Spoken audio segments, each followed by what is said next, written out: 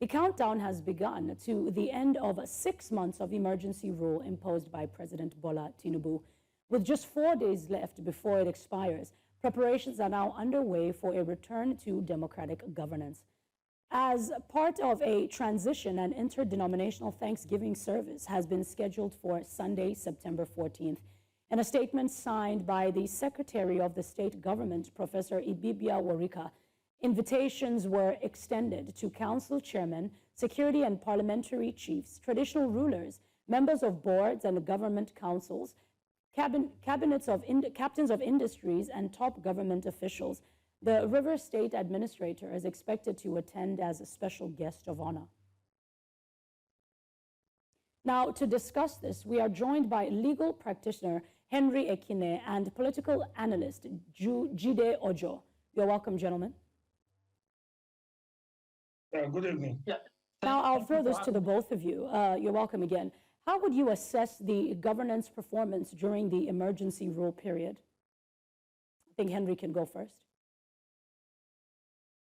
Thank you. Speaking from the point of view of being here in River State and resident in Port Harcourt, one will reference the very primary mandate that was announced when the state of emergency was declared, and then the governor of River State was unconstitutionally suspended from office, and that was that the sole administrator, who is unknown to law, to the constitution, but that has been overtaken really by the developments in River State, that he was to come and ensure that there was some level of peace or security in River State, as if River State was in crisis. So, but I haven't seen much of real effort, if at all there was such level of crisis that the Constitution envisaged that would have justified the declaration of state of emergency. So measuring the sole administrator on that premise, then one would say that there was actually nothing that he came to River State to do, because he really didn't have any job with that regard. Right. But he came on and then took on responsibility of what the governor would have done, having been given the mandate as the elected governor of River State. So the sole administrator had rather taken up governance in terms of beginning to look at areas of projects that she would implement. And then, but that too, we haven't seen much that has been done by the sole administrator. The outgoing sole administrator, to the best of my knowledge, I haven't seen any project that initiated and concluded. Even the ongoing projects that he met, what we really have seen in River State in real terms is a stall in the progress of those projects. And even promises that he had made, including the rehabilitation or renovation of the State Secretariat, I am not sure, because I drove in the State Secretariat just a few days ago. I'm not sure that the contractor has even been awarded a job, let alone to resume such rehabilitation or reconstruction, or if you like, some maintenance. But all of these, I wasn't surprised, because I'm not sure that the man himself was prepared for any governance of any state at the time he was called upon to come do that. But now that he's exiting, we expect that the governor returning to office with the mandate of the people who elected him, and then with the clear vision that he had and had actually started before the state of emergency. The expectation of Rivers people is that he's probably going to be able to find his footing and then continue with what he had started. Right. But all things being equal, I think that we're all expectant. I am expectant. The majority of Rivers residents and indigenes are expectant of the return of the governor. The sole administrator has done what the president has asked him to come do, probably to hold sway until such a time that the state of emergency would expire, which is on the 18th of this September 2025. And that are based automatically by the provisions of our Constitution. All right, okay. Thank you so much. I'd like to now also move over to Jide.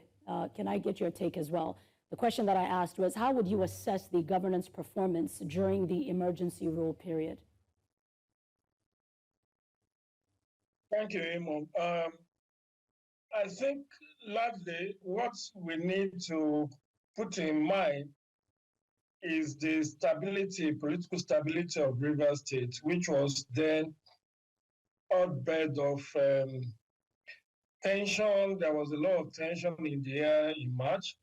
even though I do not support the president's declaration of state of emergency and suspension of democratically elected governance structures like that of legislature and the executive one. Right. But I think the pressure, the tension has calmed down. Everybody is going about their normal business. There was never another reported case of vandalism of oil pipeline. And I think maybe with the benefit of hindsight, whoever they were planning to cause mayhem and arson in Rivers were put out of job because at least the common enemy was the two warring factions were suspended. So all of them have gone to learn some one or two lessons in political tolerance. And I think that's the biggest lesson for me. The need for us to tolerate each other, because the way at which the governor, the governor's camp, and then the legislature's camp, the way at which they were going at each other's jugular, perhaps if there were no preemptive action, there would have been a breakdown of law and order, given the fact that the governor was about to be impeached at that time. But nothing still justifies the declaration of the state of emergency. I need to reiterate that. But in terms of infrastructural development, you won't expect the solar minister to do much. While I'm making an excuse for him, he didn't get the budget of River State passed until I think August, or if my memory serves me right, late July or early August. So without budget, what can you do? You cannot mobilize to site.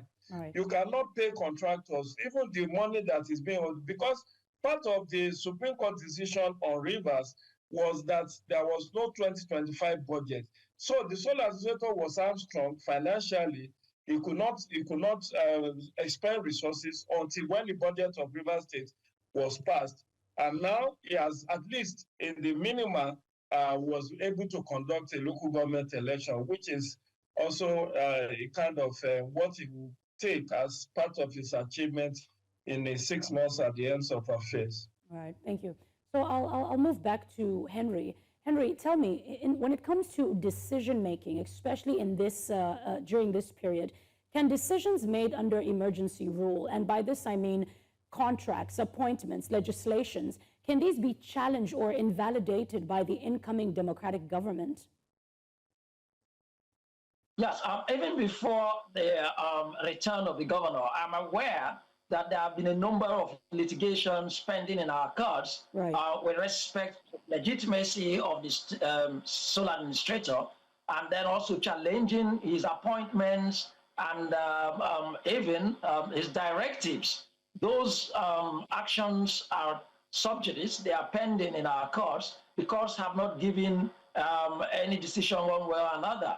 So I do not think that we are even expecting new litigations. The ones that are already before the courts are sufficient to be able to address the legality or otherwise of the appointments made by the sole administrator. I recall that virtually all the appointments he had made had been challenged in court, including the constitution of the River State Independent Electoral Commission that conducted the rather controversial election, local government election that Ojo had just referred. Apparently, there are civil society organizations and constitutional adherents who had actually approached the court seeking interpretation of the provisions of our constitution and then the propriety of the decisions of the sole administrator, who arguably is not known to law. And then again, like Ojo said, and everybody had actually canvassed in condemnation of the suspension of the governor from office. Let me say this very quickly, that even when the Constitution of the Federal Republic of Nigeria vests power in Mr. President to declare a state of emergency, it is a common statement right now that there is no provision in our Constitution that empowers any of our presidents to suspend an elected governor and then appoint a sole administrator that is not known to law. And it is to that extent that those matters that are before the court, those of us who have followed on, had expected that the courts would have interpreted the Constitution quite rightly, and then also even giving clear decisions in that regard. Even if we have had the Supreme Court of this country making decisions in that regard, but of course impunity reigns when political players are actually pursuing their interest, and that's exactly what has happened in Rivers State. So despite the provisions of the Constitution as clear as they are, and then even the decision of the Supreme Court in condemnation of such action or suspending elected governor, I think that what I imagine it would have been another opportunity for the Supreme Court to simply uphold its earlier decision based on the sacred principle of stare decisis and judicial precedent. All right. Now, Jide, can you tell us what stakeholders, especially political actors, should prioritize in the coming weeks to avoid a relapse into the instability? Well, I think what needs to be done is peace building. Peace building. I do believe and I do hope that the two warring factions, having been reconciled by the president in the course of the state of emergency, I think there was a time he called the two factions to Abuja and then had a peace deal, which has now culminated in the agreements to work together. And they need to just do that expeditedly, because by this time next year, it will be another round of elections we are looking at. So I think Fubara and his deputy must have learned their lessons. The faction, the legislature must have learned their lessons. Now it's time to build peace and to work for the dividends of democracy at the Rivers State level, because the people of the state have suffered in the last 2 years since October 2023, when this whole crisis started. They have suffered a lot in terms of good governance. But if they can still play catch up, thankfully there is a budget now to be operated by the incoming Governor Fubara. He doesn't have to submit any budgets to the assembly again. It's just to continue with the implementation of the current one. I would not know whether he will be able to inherit the commissioners that have been appointed by the sole administrator, or whether he will want to undo some of the appointments. But that will be left to them to decide. But most importantly is to allow peace to reign, to run an inclusive governance system, and to learn to tolerate each other, and to work for the betterment of the people of Rivers State. That is that's my own admonition to them, to allow peace to reign. Thank you so much, Jide and Henry. Unfortunately, I'm going to have to let you go on that remark, but thank you so much for your time.